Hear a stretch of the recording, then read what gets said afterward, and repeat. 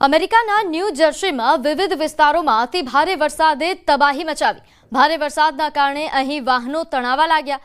રસ્તાઓ પર પાણીનો પ્રચંડ પ્રવાહ વહ્યો, જેની સામે જે આવ્યું તે તણાયું। ખાસ કરીને બર્ગન અને પેસેઇક કાઉન્ટીઓમાં ભારે વરસાદ અને પૂરની અસર જોવા મળી। આ વિસ્તારોમાં રસ્તાઓ પર પાણી ભરાયું હતું અને ઘણી જગ્યાએ ટ્રાફિક પણ અટકી ગયો, જ્યારે ન્યૂ જર્સી ટર્નપાઇકામાં કેટલાક ભાગો અને મુખ્ય રસ્તાઓ પર પાણી ભરાવાના કારણે રસ્તાઓ બંધ થયા। ભારે વરસાદની પરિસ્થિતિને લઈને ન્યૂ જર્સીના ગવર્નરે રાજ્યમાં ઇમરજન્સીની સ્થિતિ જાહેર કરી।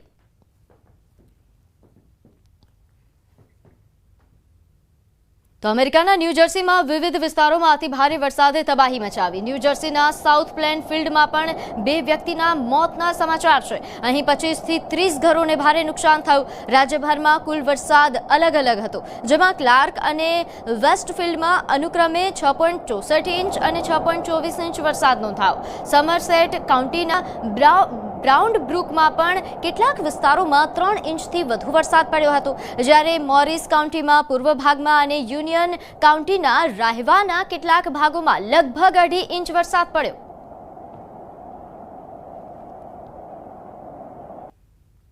તો આ તરફ ઉત્તરાખંડમાં સતત વરસી રહેલા વરસાદના કારણે રોડ રસ્તાઓ પર વરસાદી પાણીનું સામ્રાજ્ય જામ્યું। દહેરાદૂનથી એક વિડીયો સામે આવ્યો, જેમાં કાર ચાલકે વહેતા પાણીમાં જ રસ્તો ક્રોસ કરવાનો પ્રયત્ન કરતા કાર પાણીના પ્રવાહમાં તણાઈ ગઈ। આ ઘટના વિકાસનગરના કટ્ટા પથ્થર વિસ્તારમાં બની હતી, કે જ્યાં ભારે વરસાદના કારણે મોસમી નોરો એ ખાલાનું પાણીનું સ્તર અચાનક એટલું વધી ગયું કે ખાલા નદી પાર કરવાનો પ્રયાસ કરતી વખતે એક કાર ચાલકે ખાલાના વિકરાળ સ્વરૂપમાં ફસાઈ ગયો।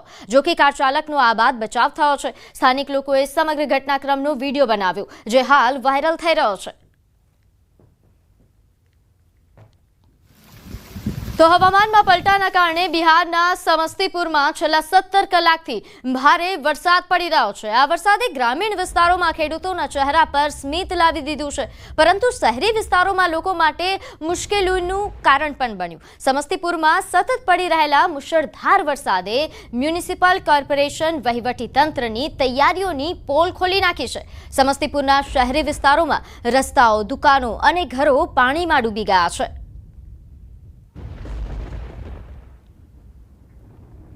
તો આ તરફ વરસાદના કારણે રાજસ્થાનના સવાઈ માધોપુર જિલ્લામાંથી વહેતી ગાલવા નદી પૂરપાટે વહી રહી છે। ગાલવા નદીનું પાણી ઓવરફ્લો થવાના કારણે સવાઈ માધોપુર જિલ્લાના જગમોડાના ક્લવર્ટ પર પાણીનો ભારે પ્રવાહ આવી રહ્યો છે। પુલથી 3 ફૂટ ઉપર પાણી વહેવાના કારણે જગમોડા ગામનો સવાઈ માધોપુર સાથેનો સંપર્ક કપાઈ ગયો। પુલ ઉપરથી પાણી ઝડપથી વહેવાના કારણે લગભગ 1 ડઝન ગામોનો માર્ગ સંપૂર્ણપણે બંધ થઈ ગયો છે। તો રાજસ્થાનના કોટાના ખજૂરી ગામ પાસેથી પસાર થતી નાગલી નદીના પાણી પુલ પર આવી ગયા છે। અહીં 4 ફૂટ પર સુધી પાણી પ્રસરી ગયા છે, જેના કારણે લોકોને ઘણી સમસ્યાઓનો સામનો કરવો પડી રહ્યો છે। આ પુલ પર લોકોની અવરજવર હોય છે।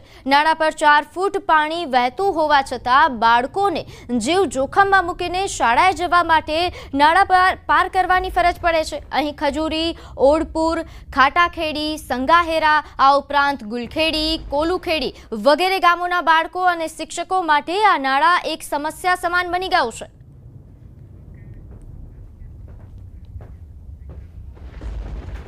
તો હવે નજર કરીએ રાજકીય સમાચારો પર। તો નવા ચૂંટાયેલા 2 ધારાસભ્ય આજે શપથ લેશે। વિધાનસભા અધ્યક્ષે શપથ માટે નિમંત્રણ આપ્યું છે। વિસાવદરના એમએલએ ગોપાલ ઇટાલિયા પણ આજે શપથ લેશે। સાથે ગોપાલ ઇટાલિયા સવારે 11 વાગે શપથ લેવાના છે। એમની સાથે રાજેન્દ્ર ચાવડા બપોરે 12:30 વાગે શપથ લેશે। તો કડીના ધારાસભ્ય રાજેન્દ્ર ચાવડા પણ આજે શપથ લેશે। આ બંને ધારાસભ્યો આજે તેમનો શપથ સમારોહ યોજાવાનો છે। નવા ચૂંટાયેલા બંને ધારાસભ્યો આજે શપથ